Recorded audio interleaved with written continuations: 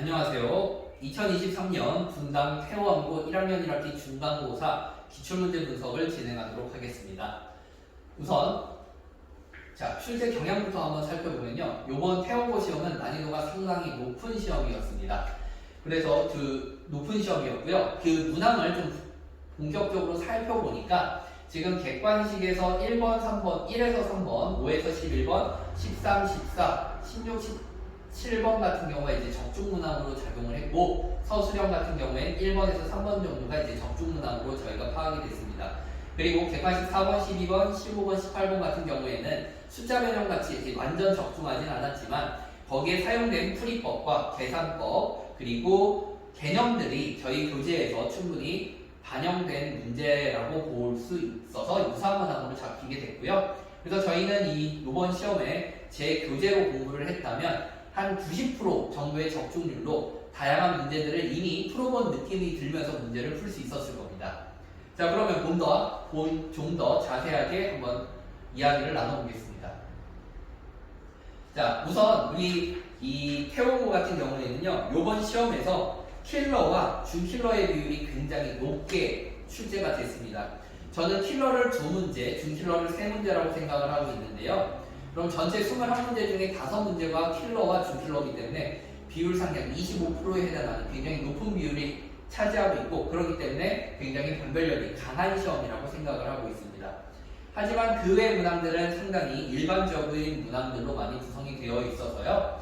이번 시험에서 상위권 친구들 같은 경우에는 꽤 어렵다라고 느끼면서 풀게 됐을 거고, 3등급인 친구들은 매우 어렵게 느꼈을 겁니다. 그리고 4등급 이하인 친구들 같은 경우에는 이제 작년이나 재작년 기출 풀 때와 마찬가지로 그냥 어려운 시험이구나 정도로 해서 체감 차이는 큰 차이가 나지 않았을 것 같아요. 물론 최상위권 학생 같은 경우에 작년 기출보다는 쉽게 출제가 됐기 때문에 조금 여유 있다라고 느끼기도 했을 것 같은데, 제가 듣기로는 지금 전체 학생들 중에 100점 나온 친구들은 2~3명밖에 없는 걸로 알고 있어요. 그래서 상당히 변별력이 있는 시험이었다라고 생각을 하고, 이게 상당히 난이도가 높은 시험이기 때문에 이번 시험 점수는 이제 중학교 3년 동안 고등학교 공부를 얼마큼 많이 했느냐의 학습량의 차이가 작용을 했을 거라고 생각이 들어요. 그렇기 때문에 내가 분명히 열심히 했는데도 점수가 낮게 나온 친구들 경우에 너무 낙담하지 않았으면 좋겠고, 그 노력을 그대로 유지를 한다면 기말고사 2학기 때는 훨씬 좋은 성적이 나오게 될 테니 꾸준히 노력하는 모습이 중요할 것 같습니다. 그리고 또한 중학교 시절에 벌어졌던 학습량 차이는 고1 때 어떻게 하느냐에 따라 충분히 역전이 가능합니다. 그러니까 너무 걱정하지 마시고요. 너무 기죽지 말고 차근차근 준비를 해서 기말고사를 준비하는 모습이 중요할 것 같아요. 자, 보다 자세하게 문항들을 한번 분석을 해볼게요. 자, 객관식 문항을 먼저 볼 건데, 객관식 문항의 12번과 18번을 보면 이 문항은 상당히 익숙한 문항입니다. 그래서 보면서도 이 문항 내가 풀어봤지 라고 해서 쉽게 덤벼들었을 텐데, 이 학교 선생님들이 이 12번, 18번을 단순히 그냥 출제하는 게 아니라 보다 더 어렵게 변형해서 출제를 했더라고요. 12번 같은 경우에는 이제 보통 3차식 허근을 이용하는 문제인데, 이 3차식 허근의 성질을 이용하는 거를 조금 더 꽈서 출제를 했어요. 보통은 복소수와 혈례복소수를 곱하는 것만 구하도록 내는데, 거기에 추가로 복소수의 6제곱까지 구하도록 내서 이거를 단순히 복소수와 혈례복소수 구하는 테크니컬한 방식만 연습했던 친구들 같은 경우에는 아마 어떻게 접근해야 되는지 막막했을 거예요. 오히려 테크니컬을 하지 않게 정석적으로 접근을 해서 푸는 연습이 됐던 친구들이 오히려 좀 더 강세를 보이는 문제지 않았을까라고 생각을 합니다. 저는 이 12번이 제일 어려웠던 문제로 생각을 하고 있어요. 다음 18번 같은 경우에는 저희 기출 테스트와 제가 제공했던 핀포인트라는 내신 대비 교재에서 자주 만났던 유형인데, 원래 이게 기억 니은 디귿이 아니라 단순하게 PX를 구하는 문제로 많이 출제가 됐었어요. 근데 여기에서 이제 기억 니은 디귿을 넣어서 한 번 더 꼬아서 출제를 하셨습니다. 그래서 단순히 PX만 구하는 거에 초점을 맞춰서 공부했던 학생들은 기억 니은 디귿 중에 하나 정도가 헷갈려서 고민하다가 찍던가 틀리던가 했었을 것 같고요. 이 PX를 구하는 거 이상으로 그래프 간의 관계성을 충분히 파악할 수 있는 학생한테는 그런 대로 쉽게 풀 수 있지 않았을까라고 생각이 듭니다. 그리고 13번 같은 문제는 이제 다항식 추론을 이용한 나머지 정리 심화 문항인데요. 얘 같은 경우는 저희 심화 규제인 프로파일링에 똑같이 출제가 됐었고, 그리고 영덕여고 기출에서도 나온 적이 있어요. 그리고 모의고사 기출 문제이기 때문에 기출 문제집 풀었던 친구들도 접해봤을 겁니다. 하지만 이제 많이 접해봤다고 해서 무조건 맞출 수 있는 문제가 아니라 난이도 자체가 꽤 높은 문제이기 때문에 좀 완성도에 따라 오답 여부가 결정되지 않았을까라고 생각을 하고요. 이 13번 같은 경우에는 1등급인 친구들은 아마 다 맞췄을 거고, 2등급인 친구들 같은 경우에 이제 반 정도가 맞추고 반 정도는 틀리지 않았을까라고 예상되는 문제입니다. 그리고 이제 15번, 16번이 학생들이 가장 싫어하는 식변형을 통한 시계값을 추론하는 문제입니다. 그중 15번은 허근의 성질 변화를 이용하는 문제고, 16번은 복소수의 변형 심화 문항인데, 이 복소수 문항이 아무리 풀어봐도 연습이 잘 안 되는 문항이에요. 그래서 제 교재에서 충분히 연습을 했더라도 틀리기 좋은 문항이고, 이 16번, 15번 같은 경우는 솔직히 말하면 수학을 잘하는 친구가 잘 푸는 문제입니다. 그래서 이 부분은 정말 많은 연습이 필요하고요. 많은 연습을 했더라도 극복하지 못하고 틀리는 학생이 많았을 거예요. 이렇게 이번 객관식 문항이 매우 어렵게 출제가 되어져 있는 상황이라 이 제가 꼽은 5문제 중 아마 3문제 정도 틀린 친구들이 한 2등급이 잡히지 않을까 라고 생각을 하고 있습니다. 자, 그 다음 상대적으로 서술형은 조금 더 쉽게 출제가 됐는데요. 서술형 2번 같은 경우는 지금 치환을 이용한 2차 함수의 최대 최소 문제였습니다. 이 문제는 쌤에서도 많이 나오고 그 외 기타 문제집에서 굉장히 많이 출제가 되고 있기 때문에 문제집을 다양하게 많이 풀어본 친구들 같은 경우에는 훈련이 충분히 돼서 틀리지 않았을 거라고 생각이 들어요. 특히 1, 2등급 친구들은 아마 서술형에서 틀린 게 없었을 거라고 봅니다. 자, 서술형 3번 같은 경우에는 객관식 15번과 같은 형태로 출제가 된 문항이었어요.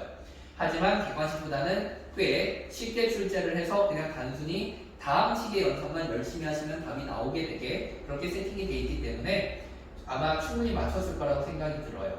그래서 저는 이번 시험 같은 경우에는 1등급 컷을 90.3에서 85.6 사이로 잡히지 않을까라고 생각을 합니다. 제가 아까 가장 어렵다고 꼽았던 12번, 16번, 그리고 15번 이 세 문제를 틀린 친구들이 세 문제 안에서 1등급을 가르게 됐을 거라고 봅니다. 그리고 그 외에 제가 추가적으로 2문제를 더 어렵게 꼽았었는데요.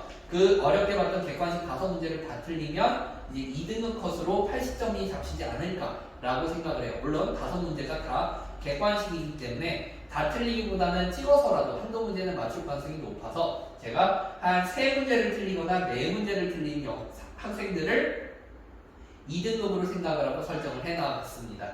그리고 5문제를 다 틀리고 서술형에서 감점 혹은 한 문제 더 틀린 학생들이 이제 3등급으로 구성이 되지 않을까라고 예상을 합니다.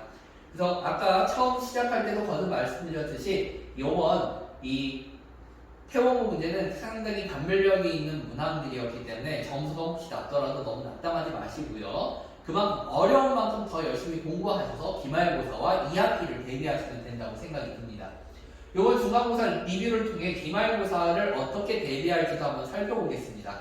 자, 첫 번째로 태원고에서 눈에 띄게 보이는 방법은 식변형과 같이 발상적인 부분을 요구하는 문항이 눈에 띕니다. 이 부분은 사실 수학을 잘하는 애가 그냥 잘할 수밖에 없는 파트예요. 이거는 단순히 연습한다고 하루아침에 되는 게 아니라 정말 많은 시간을 투자해야만 극복할 수 있는 파트라서 여러분들이 끊임없이 도전하는 연습이 필요하고요. 그리고 이 부분들은 연습을 하다 보면 필연적으로 많이 지칠 수밖에 없어요. 왜냐면 풀어도 계속 틀리거든요. 그렇기 때문에 그것들을 이겨내는 끈기를 요구하게 될 것 같고요. 그런 끈기를 우리가 갖고 될 때까지 한번 연습을 해봅시다. 그리고 두 번째로 평이한 문제는 한 번 더 병행해서 내셨습니다. 즉 학교 선생님들이 문제 출제할 때 상당히 고심해서 냈다라는 생각이 들어요. 그래서 여러분들이 여러 번 본 문제지만 그 문제가 한 번 더 꼬아져 있어서 생각을 해야 되게 만드는 문항들이었고요. 그렇기 때문에 여러분들이 학교 교재, 부교재나 교과서를 풀 때도 단순히 그 안에서 맞추는 정도로 끝나는 게 아니라 그 이상을 생각할 수 있도록 연습을 많이 하셔야 되고 제가 항상 문제풀이를 할 때 한 번 더 심화를 해드릴 겁니다. 그럴 때마다 심화해주는 내용들을 뭐 저렇게 해도 되나보다 하고 넘기는 게 아니라 그걸 중요하게 생각을 하고 메모를 해놓고 반복적으로 들여다보는 그런 노력도 기여를 해주시면 매우 좋을 듯 해요.